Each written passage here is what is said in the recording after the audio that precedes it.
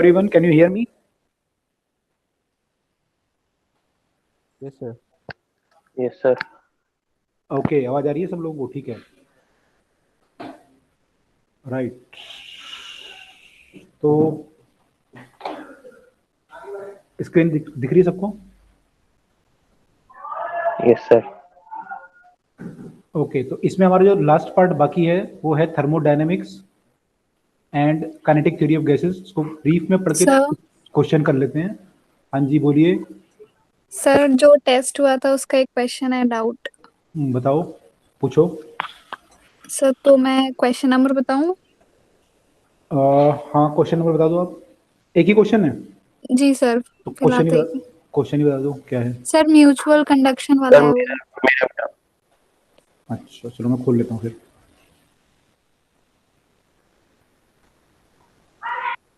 Just a minute. हाँ,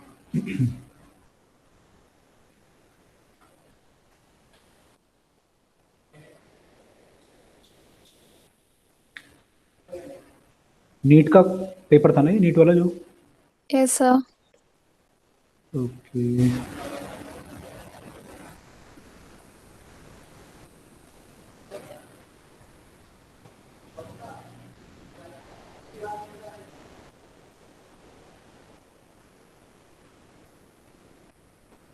weekly test 14। Weekly test 14 के नाम से था ये, वो है क्या?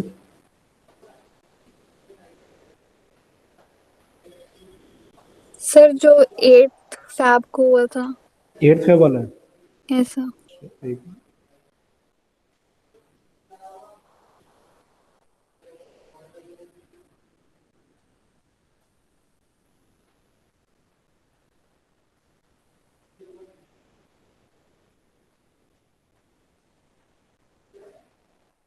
8 फेब को हुआ था। ओके,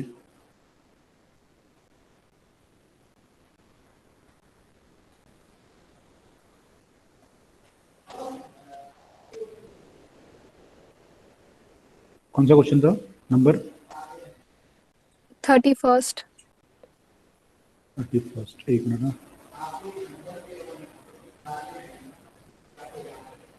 31st क्वेश्चन था, मेरे में कुछ और शो कर रहा है। एक मिनट रुको,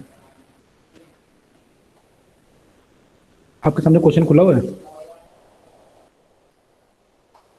सर अभी तो नहीं है, लेकिन वो म्यूचुअल इंडक्शन वाला है क्वेश्चन। म्यूचुअल इंडक्शन वाला क्वेश्चन है? Yes sir.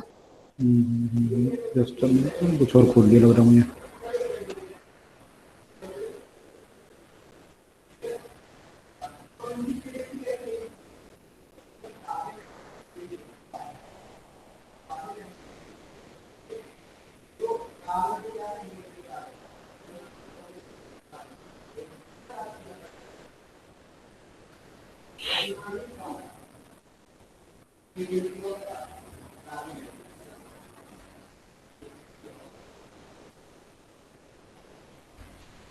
आठ फरवरी, okay. 31st। Long solenoid of radius 2 centimeter has 100 ton per centimeter, carries a current of 5 ampere, and a coil of radius 1 centimeter having 100 ton. Long solenoid, पहले दे रखा आपको, उसका radius है 2 centimetre और इसका n जो है वो है 100 turn per centimetre, carrying a current of 5 ampere. इसमें करंट है 5 एम्पियर। अच्छा, coil of radius 1 centimetre having 100 turn. एक कॉइल है, उसका रेडियस है 1 सेंटीमीटर और इसमें जो है टोटल 100 टन है। एन मान लो, जो भी है। एंड इसका रेसिस्टेंस जो है 20 ओम है। Is placed inside the solenoid coaxially, इसके अंदर इसको रखा हुआ है कोएक्सियली। तो the coil is connected to a galvanometer. If the current in the solenoid is reversed in the direction of the the charge flown through the galvanometer is, अगर current की direction को रिवर्स कर दे तो कितना charge flow करेगा, ये बताना था मैं। बताइए क्या किया, कैसे करेंगे आप, कैसे आप क्या कर रहे हो? सर इसमें तो इंडक्शन मतलब इंड्यूस होगी, क्योंकि फ्लो चेंज हुआ है डायरेक्शन। तो तो सर पहले तो ईएमएफ निकालना है हम्म, और उसके बाद सर क्योंकि हमें चार्ज निकालना है तो हम बेसिकली करंट ही निकालेंगे। ठीक है। तो सर वैसे तो कैलकुलेशन ही है लेकिन मेरा बार बार गलत ही आ रहा है और मैंने आपको रेजिस्टेंस हमें दिया हुआ है। ऑप्शन मैच नहीं करता कोई भी? नहीं सर, पावर पावर गलत आ रही है। बाकी लोगों का गलत आ रहा है क्या हमसे? बाकी लोगों ने किया था ये?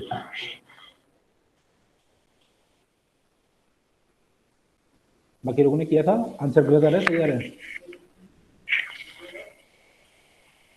No idea. बताओ क्या लगा रहे, चलो करते हैं सॉल्व। ये हमारा 2 सेंटीमीटर की ये है बाहर वाली, ऐसे, और अंदर वाली जो है ये इसके अंदर जो रखा हुआ है ये जो है आपकी 1 सेंटीमीटर है इसका, है ना? ये वाली ये है। ठीक है, हम बताओ क्या कर रहे हो आप? Sir change D five by D T निकाला था, उसमें हमने फाइव बी इंटू ए, हम्म, तो जो बी लिया वो म्यू नॉट एन आई लिया क्योंकि ये कॉइल है, हम्म, और फिर ए लिया एरिया अच्छा, D I by D T, ठीक है, और फिर सर ये जो इससे जो पोटेंशियल आएगा उसको हमने आई आर की इक्वल कर दिया, अच्छा, और सर फिर इसमें वैल्यूज पुट कर दी। Okay, okay. इसमें आपने लिखा mu not an I into area, okay. Okay, ठीक है। यहाँ पे वैल्यू बताओ क्या क्या वैल्यू पुट करिए मैंने? म्यू नॉट तो 4/10⁻⁻7। Yes sir. एन की वैल्यू क्या पुट करिए? 100, 100, आई की वैल्यू 5, ओके। और एरिया सर कितना? उसमें 4 सॉरी पाई आर स्क्वायर फिर आर मीटर में करना है, कितना? 2 × 10⁻⁻2 और फिर उसका स्क्वायर। एरिया किसका लेंगे यहाँ पे?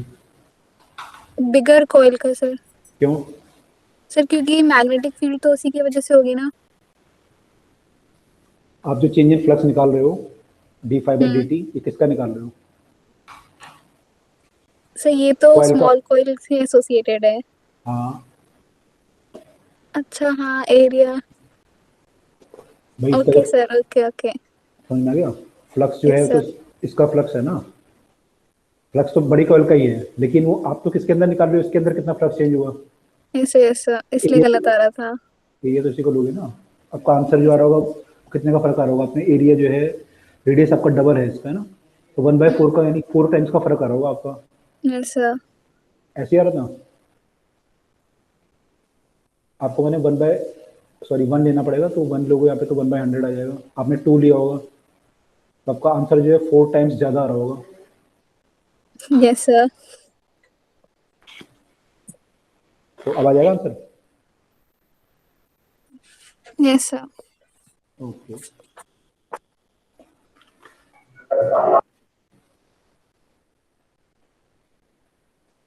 चलिए, और कोई डाउट किसी को टेस्ट में? सर हाँ जी। सर जे मेन पेपर 6 में डाउट है। क्वेश्चन नंबर 19 इसी पेपर में ना? सर मेंस के पेपर में। अच्छा, 6th मेंस के पेपर में। चलो मेंस खोल लेते हैं। नीट वाले में किसी को डाउट तो नहीं है? और चलिए मेंस देख लेते हैं। आप लोगों का मेंस हो गया इस बार अभी जो है?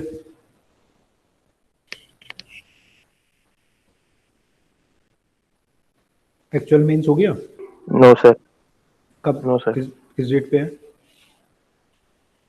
24। 24, okay, okay. 12th engineering physics, sorry, physics test.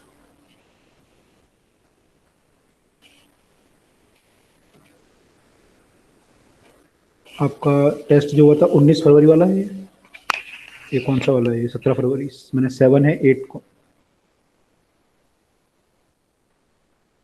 कौन सा पेपर है डाउट वाला आपको? सर 15 फेब को हुआ था। 15 फेब 6 यानी।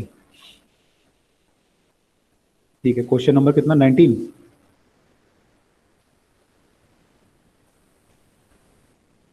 रेडियोएक्टिव यस वाला, sir. Radioactive nucleus, yes sir. stationary radioactive nucleus has mass 220 AMU. It disintegrate into an alpha particle. ये न्यूक्लियस जो है अल्फा पार्टिकल में डिसइंटीग्रेट हो गया। तो kinetic energy of the alpha particle is E. तो इसकी काइनेटिक एनर्जी कितनी होगी ये बतानी है हमें। बताओ आप क्या लगा रहे हो इस पे?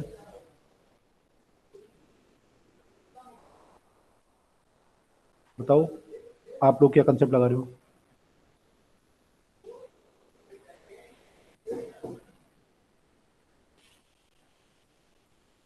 ये 220 है।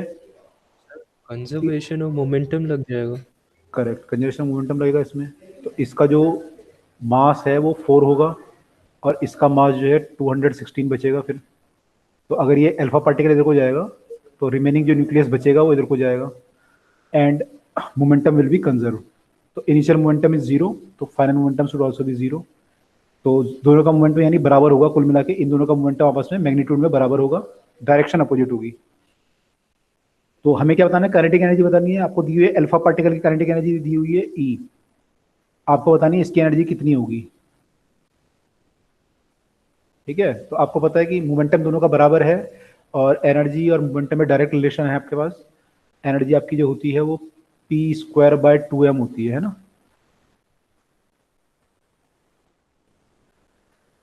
तो दोनों का मोमेंटम बराबर है, ये चीज दोनों के लिए बराबर है। तो energy is inversely proportional to the mass हो जाएगा हमारा। तो we can write that E जो है वो इसकी एनर्जी थी, इसका मास 4 है, डिवाइड बाय ई डैश, इसका मास है 216। तो इनका जो रेशो आएगा वो ऐसे आ जाएगा। तो ई डैश आपका जो आएगा वो आ जाएगा 4/216 इंटू ई। यहाँ सॉल्व कर लेंगे इसे, आ जाएगा 4 पंजे 20। E/54 आना चाहिए मेरे ख्याल से। तो मेरा बंद हो गया ये क्वेश्चन, कहाँ चला गया? E/54 आना यस सर, चाहिए। यही है। ठीक है, ओके। और कोई डाउट इसमें? नो?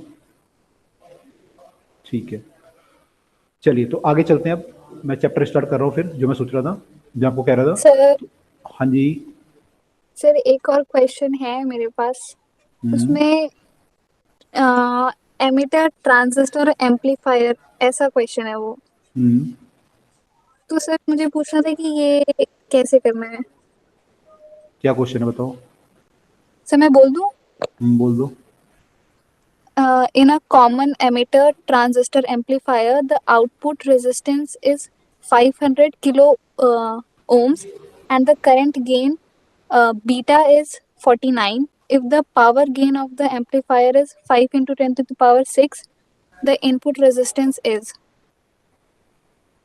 कॉमन एमिटर मोड है और क्या लिखा हुआ है आपको? उसका रेजिस्टेंस दिया हुआ है 500 किलो ओम। कौन सा इनपुट रेजिस्टेंस है? आउटपुट। आउटपुट दिया हुआ है। हम्म। और ठीक है, पावर गेन दी हुई है 5 into 10 to the power 6। इतना ज़्यादा?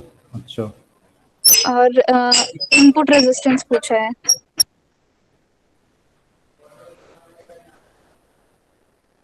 ठीक है। हाँ, बीटा क्या होता है आपका?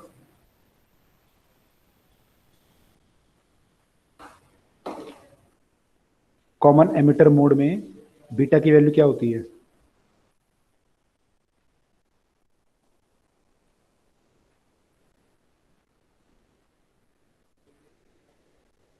No idea?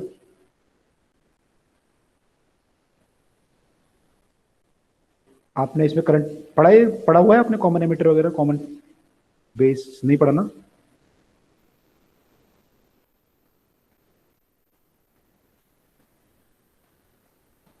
पढ़ा हुआ है, नहीं पढ़ा हुआ?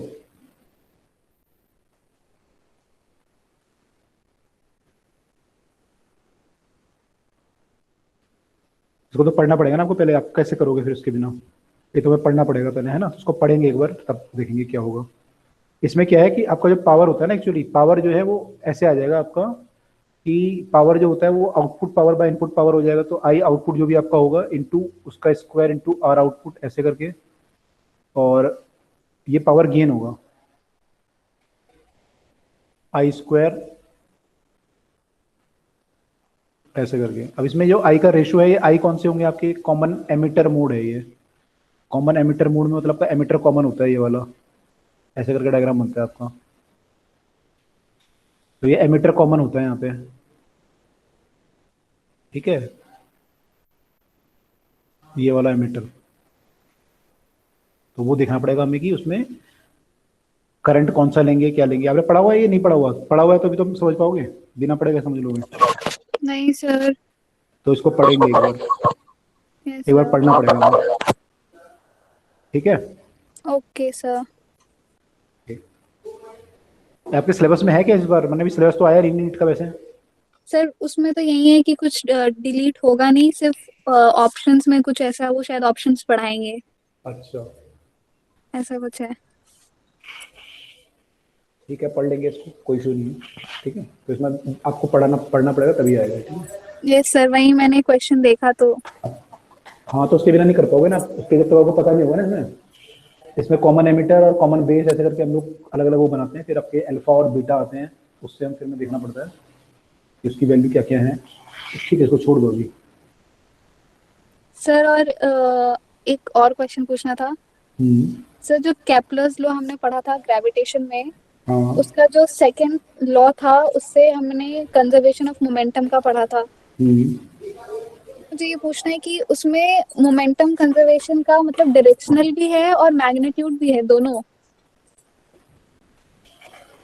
मोमेंटम या एंगुलर मोमेंटम बोल रहे हो आप? Angular momentum. दोनों होगा। सर तो वो एक बार प्लीज समझा दीजिए कैसे। मतलब एंगुलर मोमेंटम कंजर कैसे है वहां पे, ये जानना चाह रहे हो आप?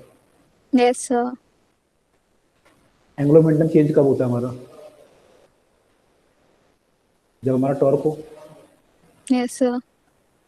यहाँ पे टॉर्क कौन लगाएगा प्लेनेट पे?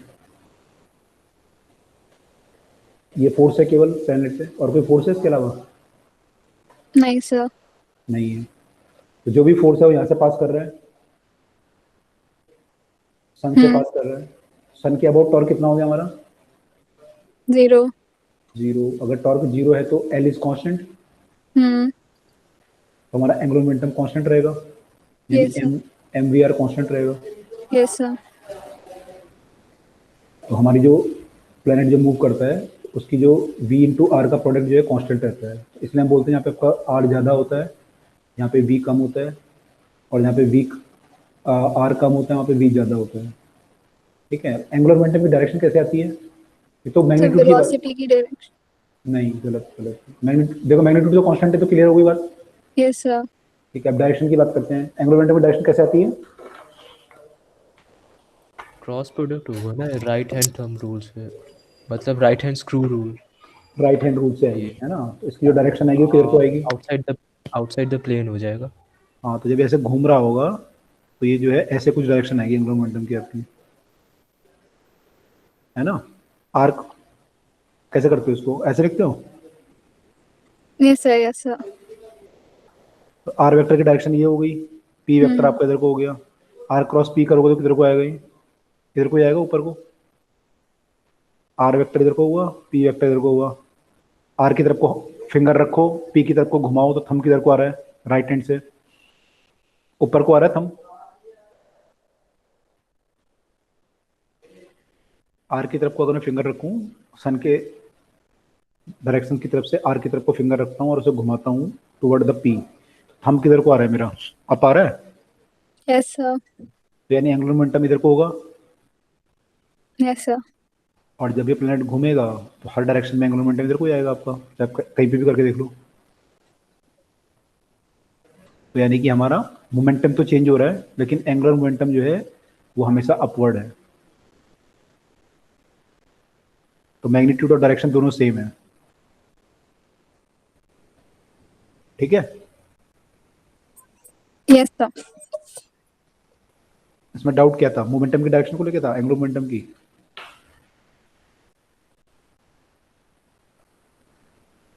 सर मैं वो डायरेक्शन में कंफ्यूज हो गई थी। अच्छा अच्छा, चलो ठीक है। और किसी को डाउट कोई इसमें? इसके अलावा कोई और डाउट किसी का?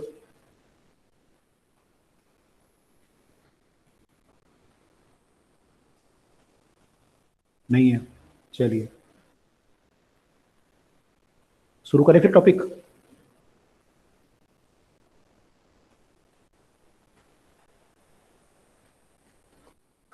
चलिए शुरू करते हैं। तो हम लोगों ने अब तक जो है इस चैप्टर में 2 पार्ट कर लिए हैं और लास्ट पार्ट हमारा बाकी है, वो है थर्मोडायनेमिक्स और काइनेटिक थ्योरी ऑफ गैसेस। तो फटाफट से कुछ फॉर्मूले जो हैं 2-4 इंपॉर्टेंट से फॉर्मूले देख लेते हैं और सीधा क्वेश्चन पे आ जाएंगे फिर।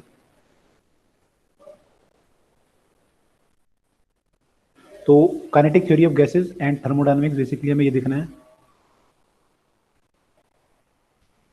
इसमें से जो काइनेटिक थ्योरी ऑफ गैसेस है उसमें बॉयल्स लॉ, चार्ल्स लॉ, ये सब आप पढ़ चुके हो, दोबारा बताने की जरूरत मुझे नहीं है। गैस गे-लुसेस लॉ और बाकी सब आप पढ़ चुके हो। आइडियल गैस इक्वेशन आपको पता है क्या होती है। फिजिक्स में आइडियल गैस इक्वेशन की जरूरत ही पड़ती है, रियल गैस तो हम लेते नहीं है यूजुअली, तो ये भी आपको बताने की जरूरत नहीं है, मेरे ख्याल से आपको पता है सब। उसके बाद इसमें जो है एक और है कि प्रेशर और डेंसिटी में रिलेशन है, या फिर प्रेशर और रूट मीन स्क्वायर वेलोसिटी में रिलेशन है। जो गैस का प्रेशर होता है, आपने ड्राइव किया होगा 11th क्लास में, वो होता है 1/3 रो वी आर स्क्वायर। वी जो है ये आरएमएस वेलोसिटी है। तो जो आपका प्रेशर होता है वो 1/3 रो वी स्क्वायर के बराबर होता है, 1/3 रो वी स्क्वायर के बराबर होता है। तो ये रिलेशन हमें ध्यान रखना है। रो जो है यहाँ पे डेंसिटी ऑफ द गैस है और वी जो है वेलोसिटी ऑफ द गैस है। अब जो वेलोसिटी ऑफ द गैस है आरएमएस है, 3 तरह की होती है, आप लोगों ने पढ़ा होगा केमिस्ट्री में भी। एक तो वी एवरेज होती है, एक वी आरएमएस होती है, और एक वी आपकी होती है क्या, मोस्ट प्रोबेबल। फॉर्मूला क्या होता है इनके? आरएमएस का एवरेज का फॉर्मूला क्या होता है?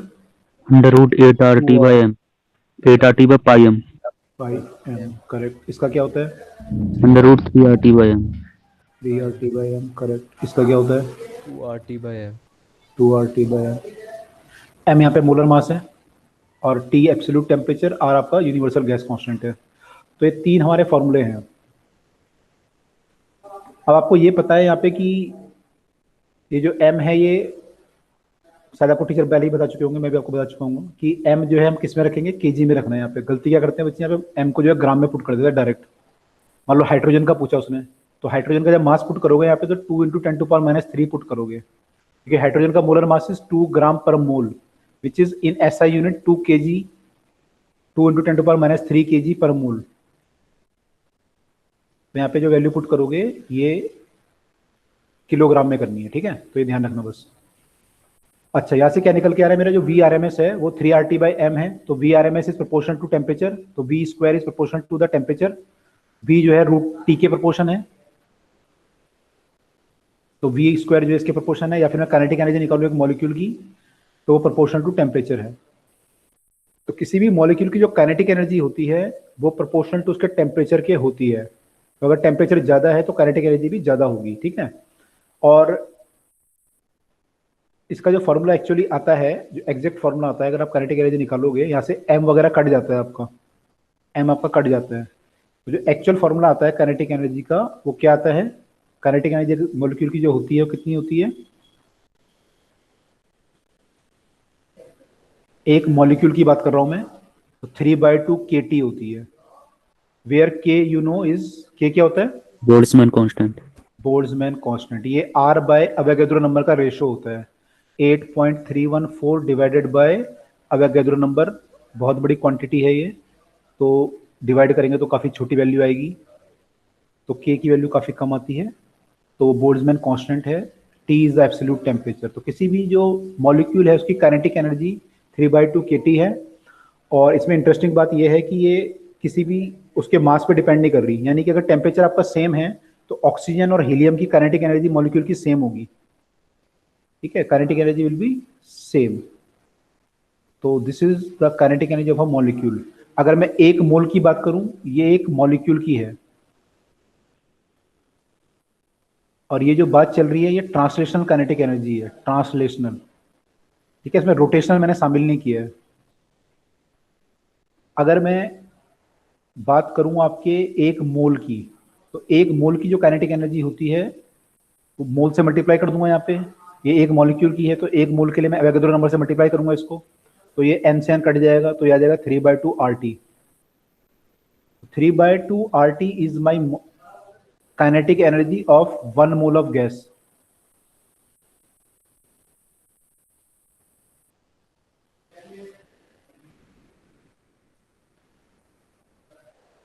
Three by two RT is the kinetic energy of 1 mole of the gas। तो ये हमें ध्यान रखना है, और ये ट्रांसलेशनल काइनेटिक एनर्जी है। ठीक है, इन जनरल जो आपकी काइनेटिक एनर्जी होती है वो आपकी होती है F/2 RT। F/2 RT, where F is what? Degree of freedom।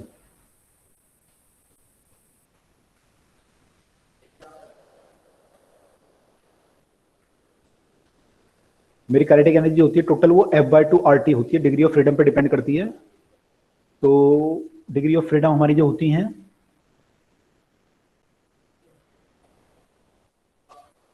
Mono और डाया के लिए यूज करते हैं, फिजिक्स में 2 ही आती हैं आपकी, मोनो और डाया। तो मोनो के लिए 3 होती है, डाया के लिए 5 होती है। 5 में से 3 ट्रांसलेशनल होती है और 2 रोटेशनल होती हैं।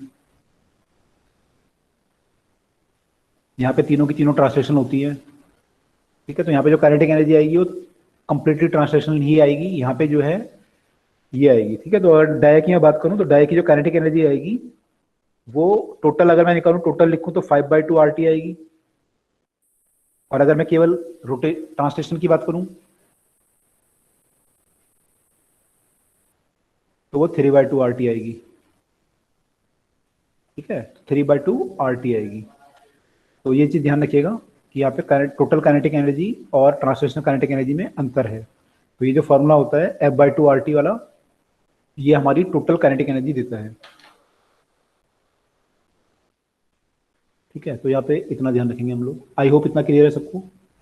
सर वाइब्रेशनल एनर्जी का लिए भी तो 1 डिग्री ऑफ फ्रीडम होता है। वाइब्रेशन के लिए अगर होगा तो पेपर में ना लिखा रहेगा कि कितना है, क्योंकि वो कुछ भी हो सकता है, वो आप बता नहीं सकते कितना होगा। तो पेपर में अगर ऐसा क्वेश्चन आया तो लिखेंगे कि वाइब्रेशन के लिए आपको कितना डिग्री ऑफ फ्रीडम लेना है एक्स्ट्रा। ठीक है, जी सर। ओके। आपके जो क्वेश्चन आएंगे जेई वालों के लिए या नीट वालों के लिए भी इससे ऊपर तो नहीं जाएंगे वो। कभी वाइब्रेशन अगर बाई चांस आ गया तो लिख देते हैं वो कि इतना लेना है आपको, नहीं तो आप वाइब्रेशन आप यू कैन नॉट प्रिडिक्ट कि कितना होगा, कुछ भी हो सकता है वो। चलिए आगे मूव करने में, तो यहाँ पे हमें ये चीज बस ध्यान रखनी है कि ये पर मोल के लिए और पर मॉलिक्यूल में फर्क है। तो केटी जो है पर मॉलिक्यूल के लिए है और आरटी जो है पर मोल के लिए है। ठीक है, उसके अलावा यहाँ पे एक चीज और ड्राइव की जाती है आपकी, वो है आपकी mean free path. Mean free path आपका जो होता है वो होता है गैस जो है जब टकराती है, माने जब मूव करती है तो और मॉलिक्यूल से टकराती है, तो जब वो मॉलिक्यूल से टकराती है, बार बार टकराएगी डिफरेंट मॉलिक्यूल से, तो डिफरेंट मॉलिक्यूल से टकराने के दौरान उस बीच में वो कुछ पार्ट ट्रेवल करती है, λ1 मान लो, λ2, λ3, λ4 सो ऑन। तो इसका अगर मैं एवरेज ले लूं तो मैं बोलूंगा उसका जो गैस का एवरेज फ्री पाथ है वो इतना है। This is the mean free path. तो अगर ये ज़्यादा है उसका मतलब उसे ज़्यादा टाइम मिल रहा है, ये ज़्यादा पाथ वो ट्रैवल कर पा रही है दो कॉलिजन के बीच में, और ये अगर कम है तो कम ट्रैवल कर पा रही है। तो जो मेरा मीन फ्री पाथ का डेरिवेशन आपने किया होगा उसका जो वैल्यू आता है कुल मिला के वो आता है 1/√2 n πd²। यहाँ पे √2 और पाई में तो कोई प्रॉब्लम नहीं है, n आपका जो है और d क्या है ये हमें देखना है। n आपका जो है ये होती है डेंसिटी, नंबर डेंसिटी, मतलब कितने मॉलिक्यूल आपके पर मीटर क्यूब में है, मॉलिक्यूल्स पर मीटर क्यूब। और d जो है वो जो है आपकी डायामीटर है मॉलिक्यूल का, ऑफ मॉलिक्यूल। तो यहाँ पे ये चीज हमें ध्यान रखनी है। तो आपका जो मीन फ्री पाथ है वो इतना आता है। तो ये दो चीज पे डिपेंड करता है बेसिकली, मैंने दो चीज इसमें वेरिएबल हैं, एन और डी स्क्वायर। तो ये अगर आपकी डेंसिटी ज्यादा है या मॉलिक्यूल बहुत क्लोज है तो एन की वैल्यू ज्यादा आ जाएगी, तो मीन फ्री पाथ कम हो जाएगा। या फिर अगर डायमीटर मॉलिक्यूल का ज्यादा है तो भी वो जल्दी जल्दी टकराएंगे आपस में, तो आपका मीन फ्री पाथ कम हो जाएगा। तो यहाँ से we can calculate the this thing, ठीक है। और अगर हमें टाइम ऑफ कोलिजन निकालना है, एवरेज टाइम ऑफ कोलिजन निकालना है, तो क्या करना पड़ेगा आपको, वेलोसिटी को डिवाइड करना पड़ेगा मीन फ्री पाथ से, सॉरी मीन फ्री पाथ को डिवाइड करना पड़ेगा वेलोसिटी से, तो वहां से आपका टाइम आ जाएगा। तो अगर टाइम वगैरह की बात करते हैं तो वो भी हम निकाल सकते हैं इसी फॉर्मूले को थोड़ा सा एक्सटेंड करके।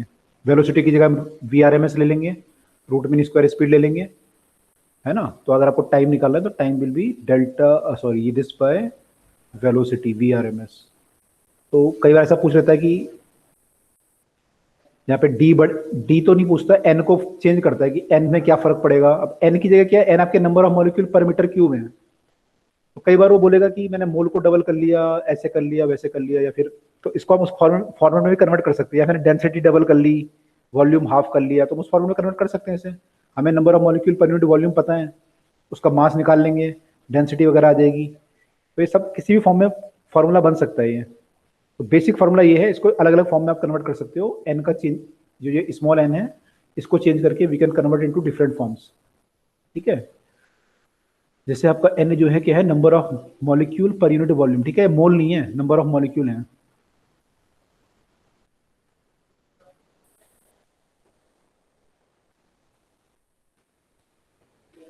तो उससे आप निकाल सकते हो, अगर आपको मोल वगैरह के टर्म में दिया हुआ है तो उससे निकाल लो नंबर ऑफ मोल। मान लो 5 मोल दिया हुआ है पर लीटर, तो आप निकाल लोगे कि ये 5 इंटू अवोगाड्रो नंबर मोल है, तो ये वैल्यू आपकी ये आ जाएगी, एन की वैल्यू। या फिर डेंसिटी के टर्म में करना है तो कुछ और कर सकते हो, ठीक है। तो ऐसा हम कर सकते हैं। तो ये दो चीज़ें हमारे लिए इंपॉर्टेंट है यहाँ पे, ये समझना, एक तो मीन फ्री पाथ की फॉर्मूला और ये वाला formula.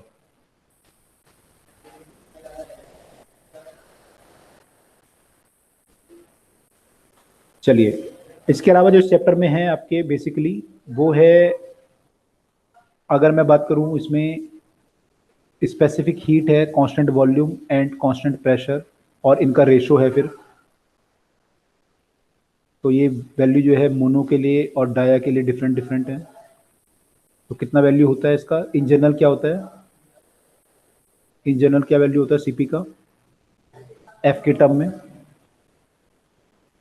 F/2 into R। F/2 into are, और ये कितना होता है 1 + F/2 into R। करेक्ट। और रेशो क्या था इसका 1 + 2/F। करेक्ट। तो ये इन जनरल होता है। अगर आप मोनो के लिए लिखोगे तो ये वैल्यू आपकी 3/2 R आ जाएगी, और अगर डाई के लिखोगे तो 5/2 R आएगी। अगर इसमें प्लस R ऐड कर दोगे, क्योंकि मेयर्स रिलेशन होता है CP - CV = R, तो आप प्लस R आपको ऐड करना पड़ेगा CP निकालने के लिए, CV में प्लस R ऐड करना पड़ेगा, तो ये 5/2 R हो जाएगा, और ये जो है 7/2 R हो जाएगा। इनका रेशो अगर आप निकालोगे तो ये आपका आ रहा है 5:3 विच इज़ 1.67, और ये रेशो आ रहा है 7/5 विच इज़ 1.4। तो ये रेशो कम है आपका डाया के लिए। तो गामा जो है डाया के लिए कम होता है, मोनो के लिए ज़्यादा होता है। तो ये चीज़ हमें ध्यान रखनी है।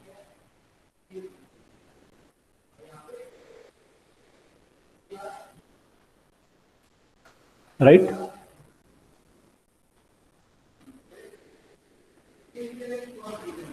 ठीक है।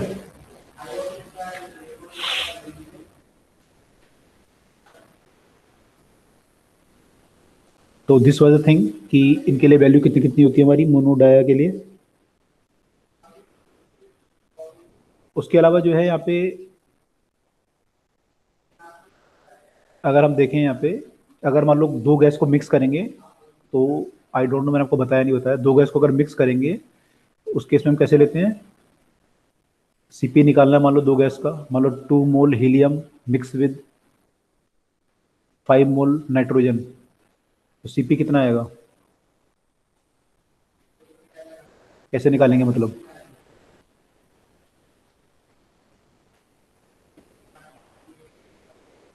या CV निकालना हो आपको या गामा निकालना हो इस गैस का, कैसे निकालोगे?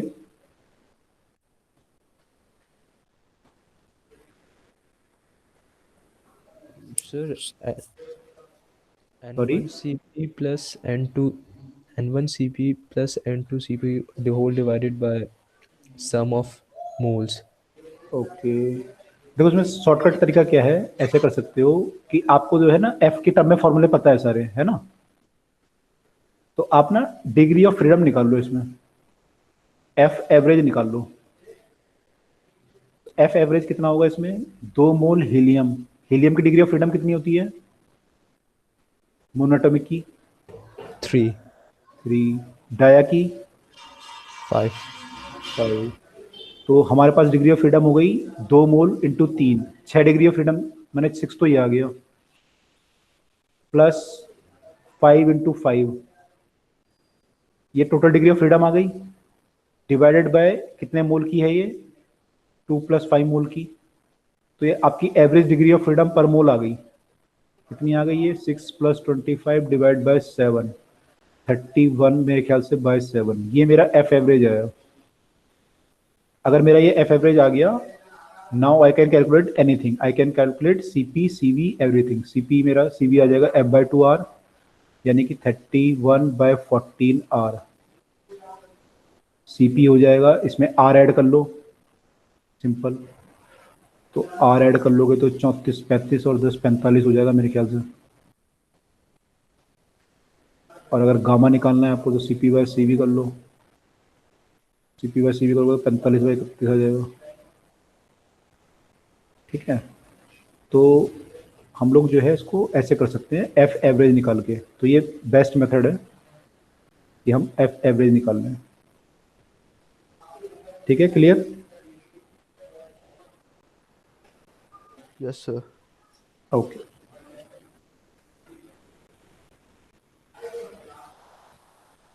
उसके बाद हमारी फर्स्ट लॉ ऑफ थर्मोडायनेमिक्स है, सेकंड लॉ ऑफ थर्मोडायनेमिक्स है, and zero law of thermodynamics है। तो जीरो लॉ में तो कुछ नहीं है। फर्स्ट लॉ ऑफ थर्मोडायनेमिक्स का स्टेटमेंट क्या है फिजिक्स में, मैंने मैथमेटिकल एक्सप्रेशन क्या है? dq = du + dw। ठीक है, इसमें डेल्टा क्यू पॉजिटिव कब लेते हो? जब हीट रिलीज होता है। सिस्टम हीट रिलीज करता है,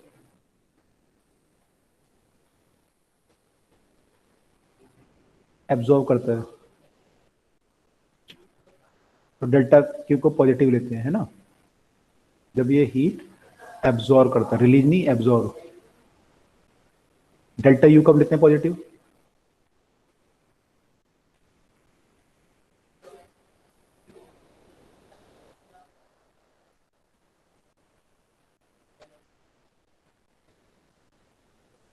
यहाँ पे जो इंटरनल एनर्जी है, Ideal gas हाँ, temperature rise में होता है। Temperature rise.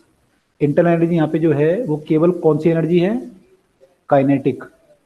ठीक है, दो तरह की इंटरनल एनर्जी हो सकती है, पोटेंशियल और काइनेटिक। लेकिन हम जब आइडियल गैस लेते हैं तो आइडियल गैस में देयर इज नो अट्रैक्शन और रिपल्सन बिटवीन द मॉलिक्यूल्स, तो we will take this as a only kinetic energy. तो टेम्परेचर पे डिपेंड करती है आपकी इंटरनल एनर्जी, है ना?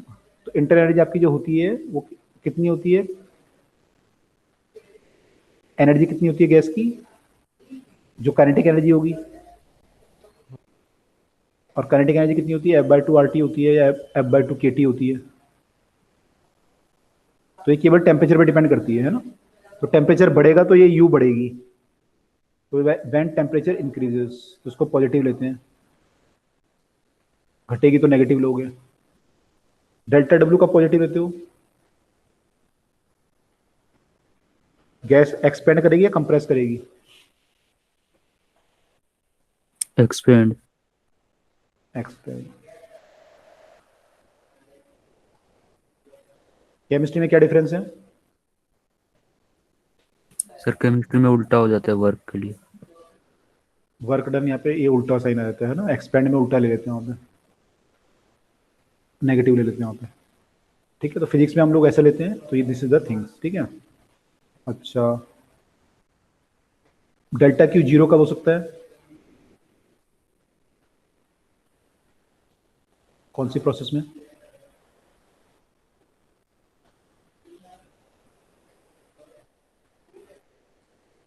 एडियाबैटिक। एडियाबैटिक में, करेक्ट। डेल्टा यू जीरो कब हो सकता है? आइसोथर्मल। आइसोथर्मल में हो सकता है, टेम्परेचर कांस्टेंट होगा आपको। और डेल्टा डब्ल्यू जीरो कब होगा? आइसोकोरिक। आइसोकोरिक में, ठीक है। साइक्लिक प्रोसेस में क्या जीरो होगा? Work done. वर्क। गलत।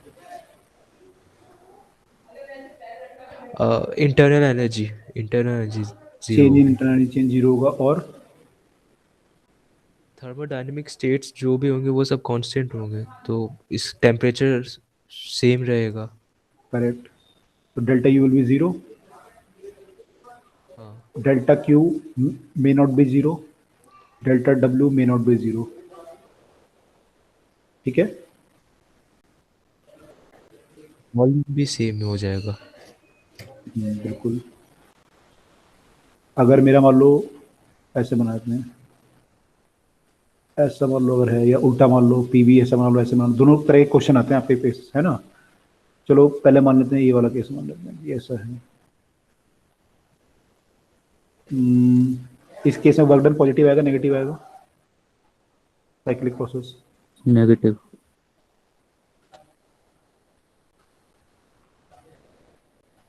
नेगेटिव आएगा। ठीक है, कोई डाउट नहीं है ना किसी को इस केस में?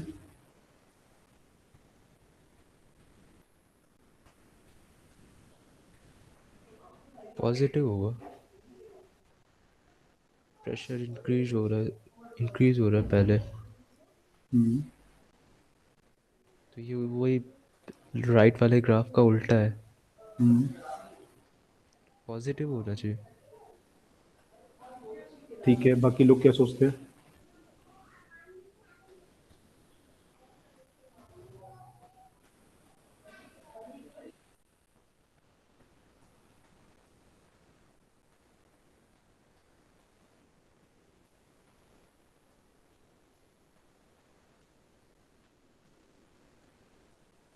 इसका नेगेटिव क्यों आता है वर्क डन?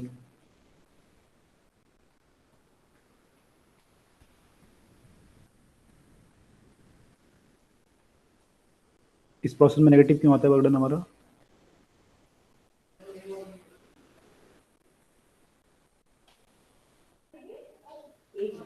पता नहीं सर। वर्क डन कैसे निकालते हो? उसके एरिया से निकालते हो ना। हाँ, वॉल्यूम, चेंज इन वॉल्यूम।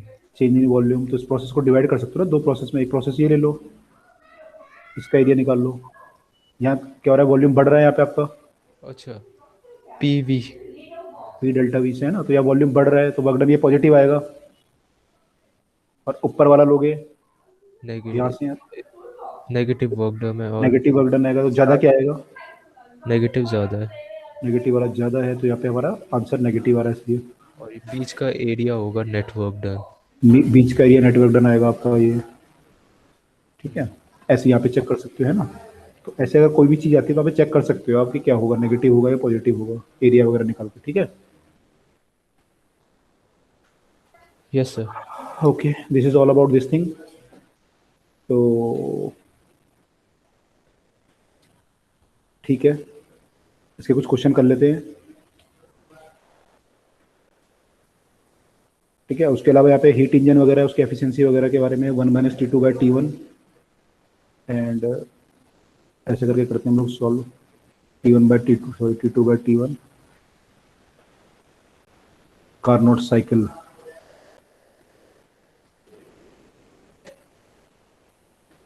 ठीक है, और चलो इसको तो देखेंगे, भी क्वेश्चन कर लेते हैं पहले, तब देखते हैं।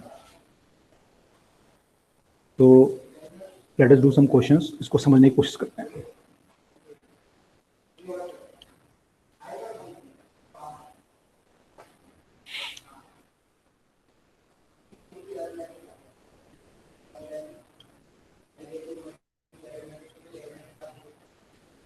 इसमें स्लोप का आइडिया आप लोगों को? एडियाबैटिक प्रोसेस का स्लोप ज्यादा होता है हमारा, या आइसोथर्मल का ज्यादा होता है स्लोप? जबकि सर पीवी रेडियो का ज़्यादा होता है। एडियाबेटिक का ज़्यादा होता है ना, उसमें गामा पी आ जाता है स्लोप आपका, इस केस में कम आता है आपका स्लोप, मैंने गामा टाइम्स आया था उसमें स्लोप है ना। ओके, चलिए क्वेश्चन देख लेते हैं।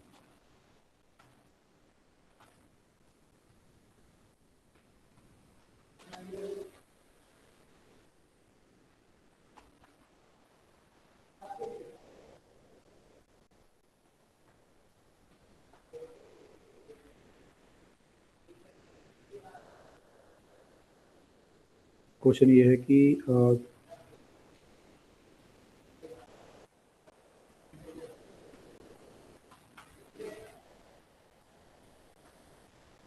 ये एक डायटोमिक गैस है 1 मोल,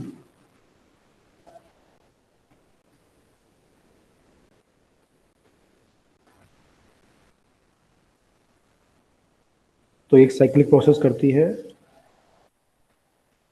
ऐसा ग्राफ है इसका।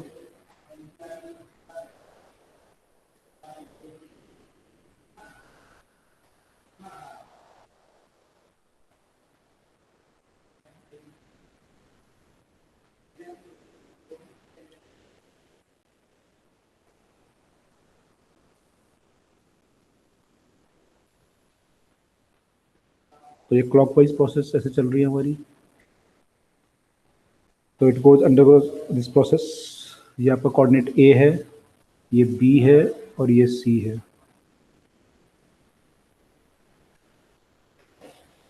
तो ये कह रहा है the process B C is adiabatic.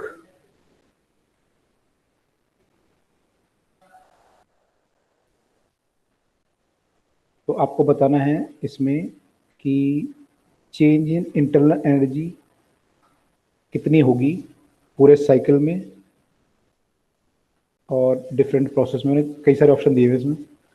तो आपको बताना है कि चेंज इन इंटरनल एनर्जी हमारी साइक्लिक पूरे साइकिल में कितनी होगी, चलो ये बता दो। साइकिल में तो 0 होगी, तो आपको बताना है प्रोसेस मान लो बी सी है, इसमें सब में ए बी, बी सी और सी ए में अगर मुझे चेंज इन इंटरनल एनर्जी निकालनी है तो कितनी कितनी होगी।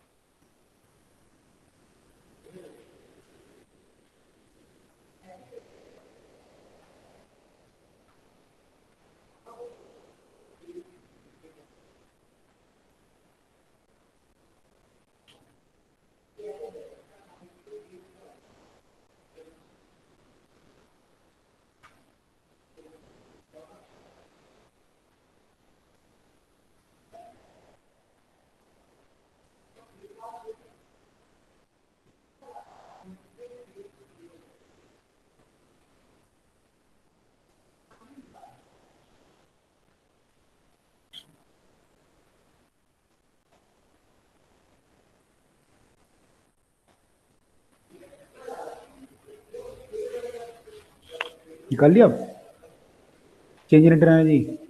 इजी है तो बहुत।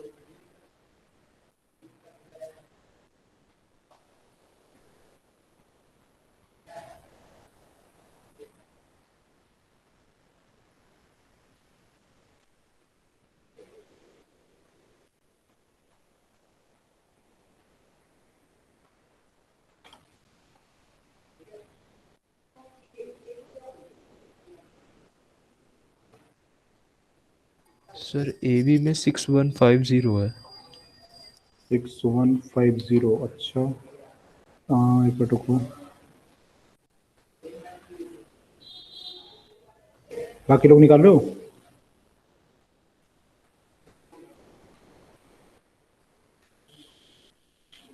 ए बी में है 615061, इसने लिखा है 1000 R।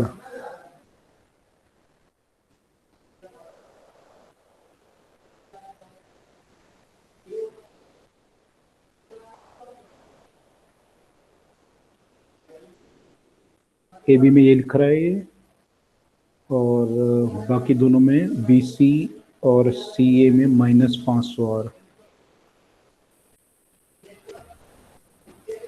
और नेट आपका 0 आ जाएगा। हाँ सर वही वो मैंने 300 400 की जगह 300 लिया, 1000 R होगा ओके। AB का।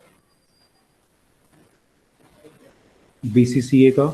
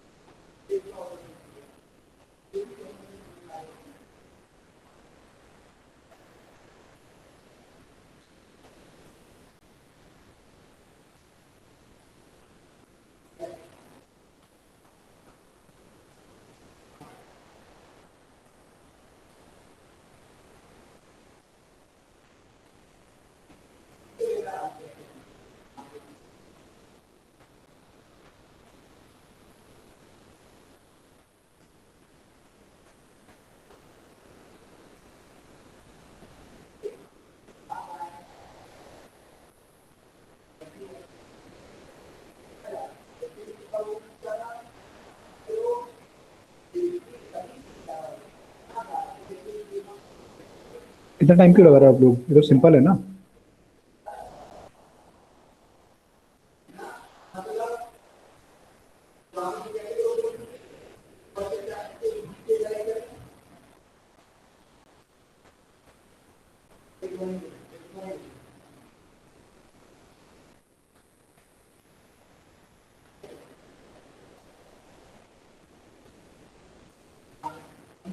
हाँ सर यही है जो आपने लिखा है।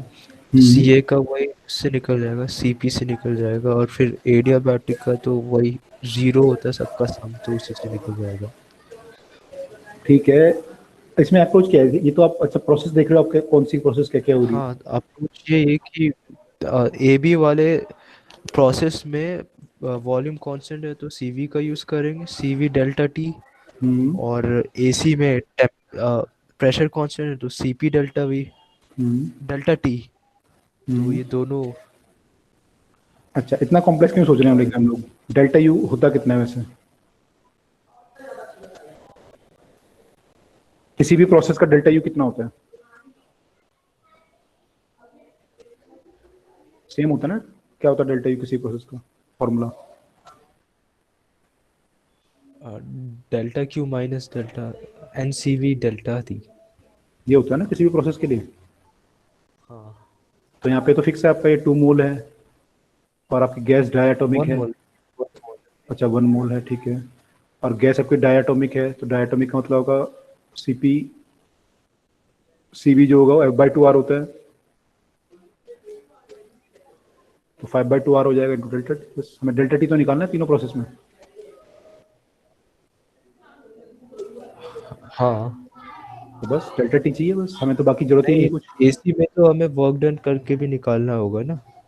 क्यों? AC में वर्क डन ऐसा क्यों? वही तो, क्योंकि heat given minus work done equals to change in internal energy होगा AC प्रोसेस में। वो तो आप बड़ा प्रोसेस लेके चल रहे हो ना। मैं किसी भी प्रोसेस का ये जो होता है ना, ये फॉर्मूला किसी भी प्रोसेस के लिए होता है, हाँ चाहे वो सबके लिए तो वही एडियाबैटिक होगा। हो, आइसोथर्मल हो, जी या सर। कोई भी हो, सबके लिए ये तो फॉर्मूला होता है डेल्टा यू का। हाँ तो फिर टेम्परेचर डिफरेंस सही हो जाता है। तो यहाँ पे डायरेक्ट ये तो करेंगे, है ना? तो सी ए में भी आप लोगे तो N C B delta T करोगे। डेल्टा टी कितना आ जाएगा सीवी में? 400 माइनस 600। इसको सॉल्व करोगे तो कितना आएगा? 5R into by 2 into -200। तो ये 100 आ जाएगा, तो -500 आर। ठीक है, तो यहाँ पे शॉर्टकट था ना, मैंने वो इसकी जरूरत ही नहीं थी इतना लंबा सोचने की हमें। अगर वो ऐसा कुछ होता तो हमें सोचना पड़ता, अगर वो कुछ और पूछता तो। Okay right. Yes sir. Okay, सबको क्लियर हो रहा है? कोई डाउट तो नहीं आ रहा किसी को?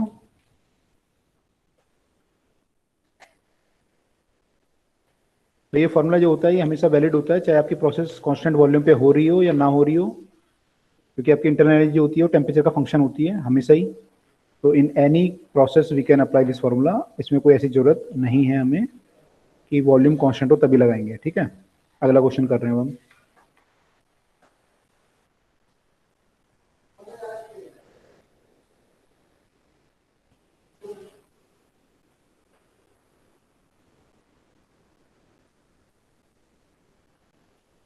ये क्वेश्चन है कि एक गैस है, इसका पीवी डायग्राम दिया हुआ है आपको। बहुत कॉमन क्वेश्चन है ये।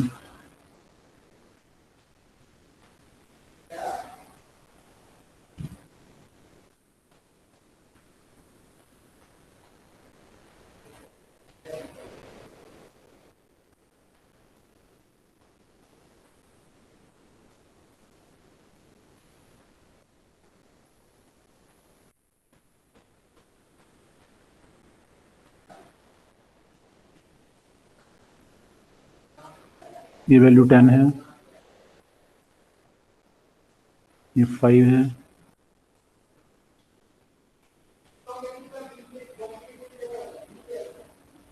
और 2। ठीक है, और ये प्रोसेस है। तो बोल रहा है if net heat supplied to the gas in the cycle is 5 joule, heat supplied to the gas.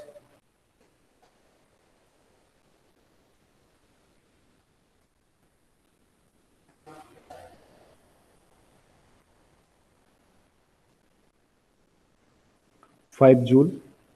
आपको बताना है work done in process C A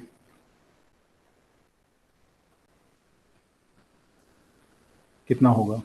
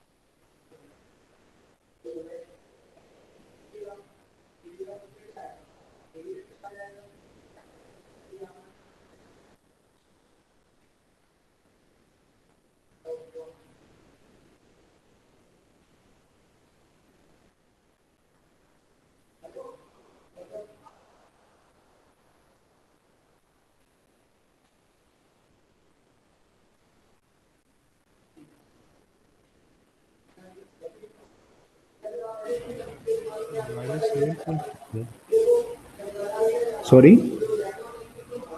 -7.5। No, -7.5 option में नहीं है।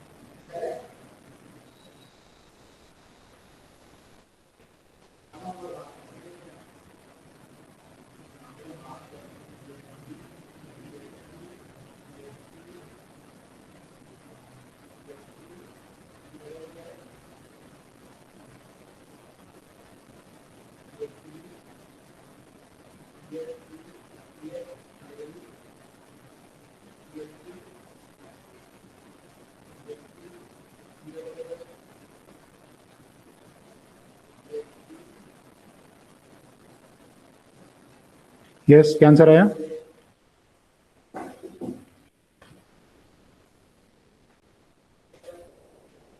किसी का आंसर आया?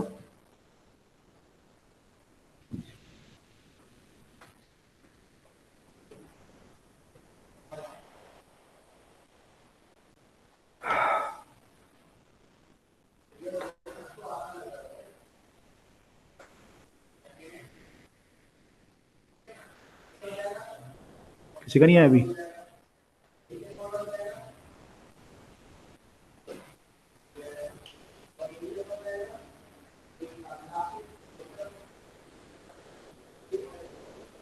चलो निकलो, 1 मिनट और दे रहा हूं आपको।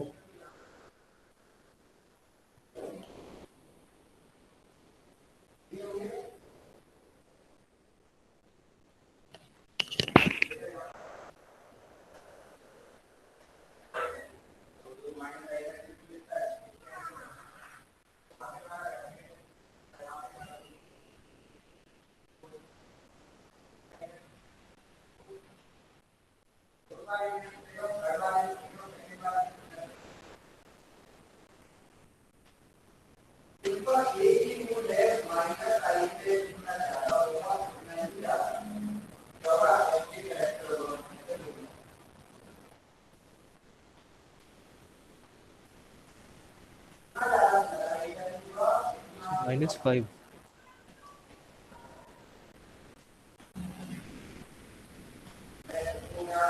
-5।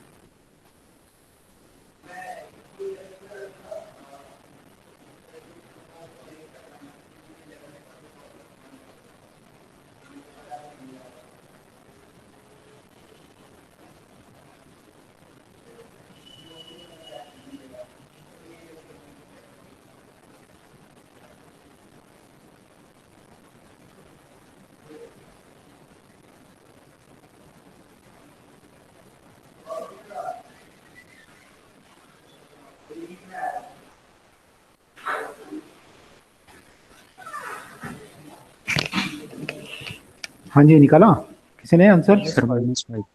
-5। ऑप्शन में तो है -5, लेट मी चेक।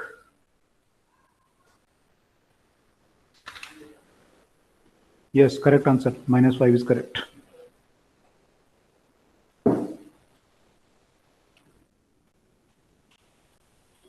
आपको यहाँ पे डेल्टा क्यू दिया हुआ है और सर ये एसी का जो कर्व है वो स्ट्रेट लाइन नहीं है। स्ट्रेट लाइन है। इसको मतलब हम ऐसे ही करते तो 7.5 आ रहा था माइनस। 7.5 आ रहा है, चलो चेक कर लेते हैं कैसे किया, बताओ। वैसे मैंने तो ये delta U is equal to 0 से किया है बाद में, तो -5 आया। बट एसी का ग्राफ अगर स्ट्रेट लाइन है तो ये 7.5 मल्टीप्लाई 1 ये होना चाहिए वर्क डन तो। Work done in process C A process. अगर लेट मी चेक ग्राफ फिर। स्ट्रेट लाइन ही दिखा रहा है। आप कह रहे हो कि work done in C A process P delta we से निकाला है आपने। 5 तो यहाँ पे आ जाएगा और 1/2 इंटू 1 करोगे तो ये 1 आएगा। 5 इंटू 1 इज 5 और प्लस आप बोल रहे हो कि ये करेंगे तो 1/2 इंटू 5 करेंगे तो 2.5। अच्छा, आप कह रहे हो कि यहाँ पे वर्क डन जो है 7.5 आ रहा है यहाँ से, जी सर। ये लगा रहे हो आप? हैं नहीं, ये पहले लगाया था तो आपने बोला आंसर गलत है, बाद में ये जो आप अभी बता रहे हैं वो किया है। डेल्टा यू इक्वल्स टू 0 करके। ओके, लेकिन जो आप बोल रहे हो वो भी करेक्ट होना चाहिए, दोनों सेम आंसर आना चाहिए, डिफरेंट क्यों आ हाँ, रहा है तो फिर हमारा? इसका मतलब ये स्ट्रेट लाइन कर्व नहीं है। इसका मतलब ये स्ट्रेट लाइन कर्व, हाँ मोस्ट प्रॉब्लम नहीं है, हालांकि किताब में स्ट्रेट लाइन बना रखा है, लेकिन अगर स्ट्रेट लाइन होगा तो फिर तो गड़बड़ हो जाएगा आपका। लेकिन अगर स्ट्रेट लाइन नहीं भी है तब भी आंसर तो 5 से ज़्यादा आना चाहिए। हाँ 5 तो आ नहीं सकता आंसर। हाँ, 5 से ज़्यादा आना चाहिए क्योंकि ये जो ब्लॉक है उसका 5 हो जाएगा एरिया। उसका एरिया 5 हो जाएगा, है ना? एक्चुअली मेरे को ध्यान आ रहा है क्वेश्चन यहाँ पे गलत प्रिंट है, इसमें शायद ये वैल्यू, यहाँ पे ये वैल्यू दी हुई नहीं थी मेरे ख्याल से, जो मेरे को ध्यान आ रहा है। इसके बिना कर सकते हैं क्या हम इस क्वेश्चन को? हाँ, इसके बिना कर सकते हैं। है ना? हम इसका वर्कडन निकाल लेंगे ए बी का, डेल्टा यू हमारा 0 हो जाएगा, वर्कडन ये हो जाएगा A B plus B C plus C ए,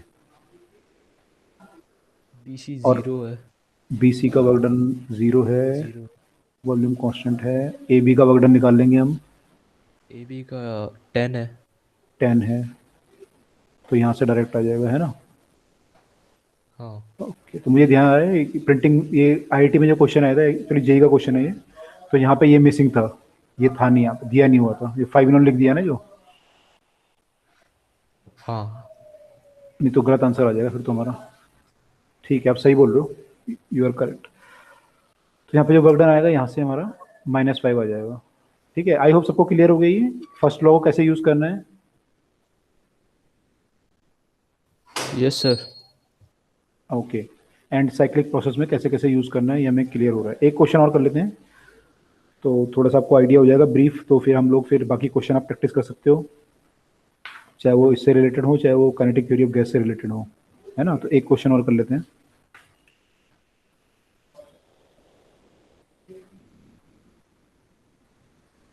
एक आपकी मोनो एटॉमिक गैस है, आइडियल है,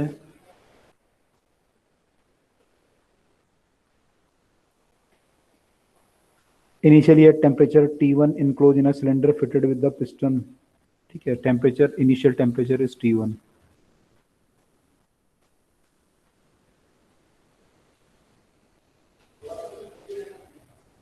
it is fitted in a cylinder and इसका पिस्टन है, फ्रिक्शनलेस पिस्टन है।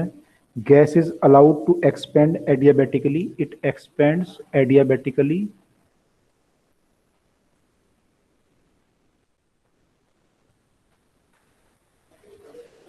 to temperature T2 by releasing the piston। By releasing, आपने पिस्टन को छोड़ दिया तो ये रिलीज करा, तो ये adiabatically by releasing the piston. ठीक है,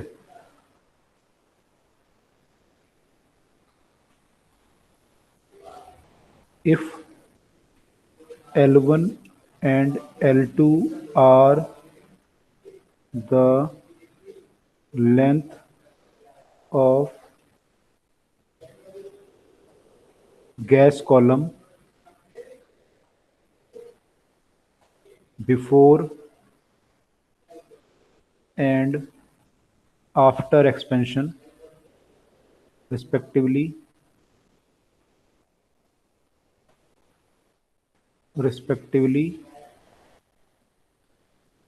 तो आपको बताना है T1 बाय T2 का रेशो कितना होगा।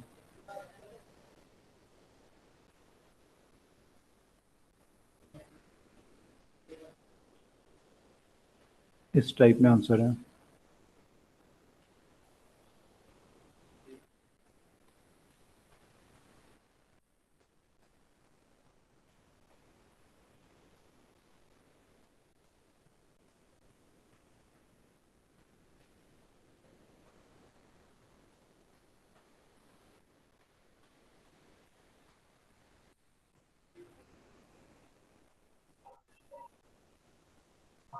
सर आप अपना नंबर दे दीजिए, वो अगर बाद में डाउट होने के लिए क्वेश्चन सेंड कर। आप लोग ग्रुप में हो गए ना, उसमें ग्रुप में नहीं हो आप लोग? एक ग्रुप बना हुआ है ना सर इसमें, जस्ट अ मिनट। आप लोगों का टेलीग्राम ग्रुप बना हुआ है मेरे ख्याल से एक, यस सर। तो उसमें आई डोंट नो मैं ऐड हूँ या नहीं हूँ। मैडम को एक बार बोल देना, मेरे को ऐड कर देंगे तो फिर आप उसमें पूछ सकते हो डाउट जो भी है, ठीक है।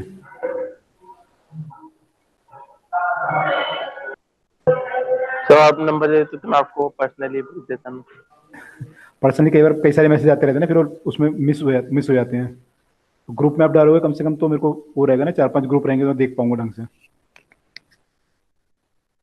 और भी ग्रुप बने हुए हैं ना आप लोगों के, तो बाकी क्लास के भी ग्रुप हैं, तो आप भी एक, आपका शायद बना हुआ है ऑलरेडी ग्रुप, उसमें ऐड करना है बस मुझे। आप मेडिकल में हो, इंजीनियरिंग में हो?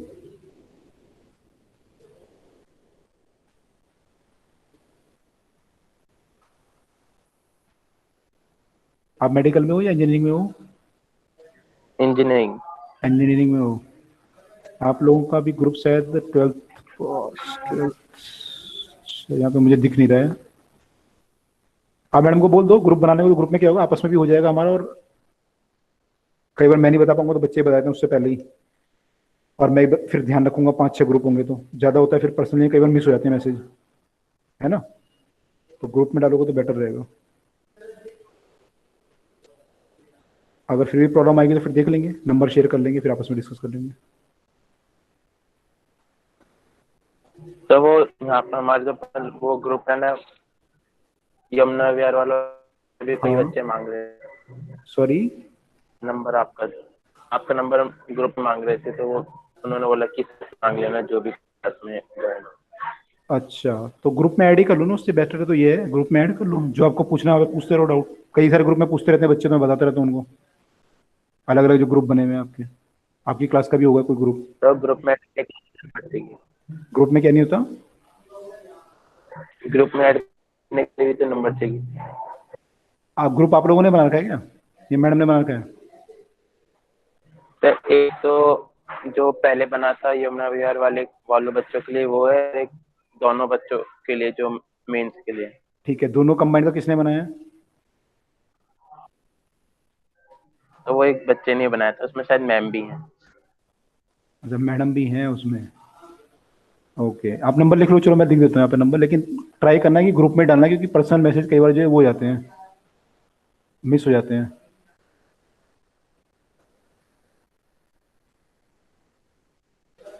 ठीक है, ये नंबर है मेरा 997114154009, ठीक है।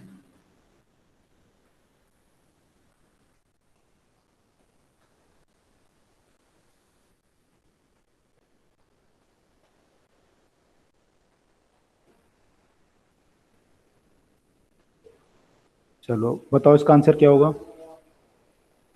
A option. ए ऑप्शन आ रहा है, L1 L2 2/3। बाकी लोगों का भी आ रहा है कुछ?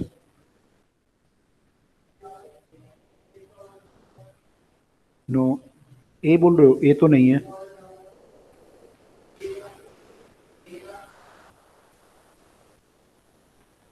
थोड़ा सा गलती करिए देखो।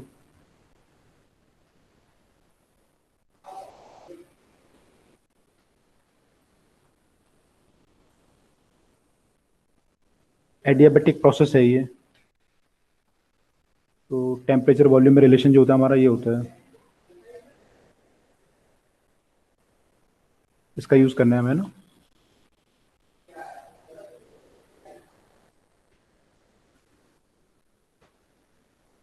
वॉल्यूम यहाँ पे हो जाएगा एरिया इनटू लेंथ। ये डी ऑप्शन है, डी। करेक्ट, डी उल्टा फॉर कर दिल्ली। दिया था मैंने, 3/5 गामा ले लिया था 5/3 की जगह। ओके, नहीं गामा 1 से ज़्यादा होता है ना, ये ध्यान रखना, गामा 1 से ज़्यादा होता है। सीपी ज़्यादा होगा ना सीबी से हमेशा। Yes sir, Mayer's theorem, Mayer's relation nearest के। फार्मूला जो है आपका वहाँ से सीपी ज़्यादा होगा, तो रेशो 1 से ज़्यादा आएगा, तो इसको पुट करेंगे तो आ जाएगा। बाकी लोगों का आ रहा है आंसर? Yes sir. ए देखो, एरिया तो कांस्टेंट रहेगा ना, Sir, आ गया। तो यहाँ से सॉल्व करके निकाल लेंगे, ठीक है। तो चलिए, इसमें मैंने कुछ कुछ आपको बेसिक आइडिया दे दिया, चैप्टर का स्टार्टिंग करा दी आपकी। अब थोड़ा आप लोग प्रैक्टिस करोगे तो आपको भी आइडिया हो जाएगा कैसे कैसे क्वेश्चन करने हैं, तो प्रैक्टिस करते रहो इसके। क्वेश्चन तो आपके बहुत टफ तो नहीं आते, नॉर्मली क्वेश्चन आते हैं दोनों के, देख रहा हूँ मैं, जेई के भी और नीट के भी। ठीक है, तो आप लोग करते रहो क्वेश्चन, और कोई डाउट होगा तो ग्रुप में डाल सकते हो आप लोग, जो ग्रुप है। I will try to answer the question. कई बार मैं लेट रिप्लाई करता हूँ, तो ऐसा मैं सोचना कि रिप्लाई, कई बार ऐसा होता है मैंने एक दिन लग जाता है पूरा, अगले दिन रिप्लाई करता हूँ, तो इट कैन हैपन। आप लोग डाल दीजिएगा फिर भी ग्रुप में, ठीक है। और आपस में भी ट्राई करो, एक दूसरे का भी बताओगे डाउट तो काफी क्लियर होंगे कंसेप्ट। चलिए, तो ठीक है, मेरे ख्याल से ये हमने थर्मोडायनेमिक्स कंप्लीट कर लिया है यहाँ पे। तो तीनों पार्ट मैंने आपको ब्रीफ बता दिए हैं। अगली बार हम ट्राई करेंगे एसएचएम कर लेते हैं, उसके बाद फिर ऑसिलेशन वेव भी दो तीन क्लास में ऑसिलेशन वेव कर लेंगे। तो ठीक है, अगली क्लास में मिलते हैं, फिर एसएचएम करते हैं, right. Yes sir. Okay, thank you everyone. Good evening sir. Good evening, sir. Very Good good evening. Evening. Good evening. Good evening sir. Very good evening.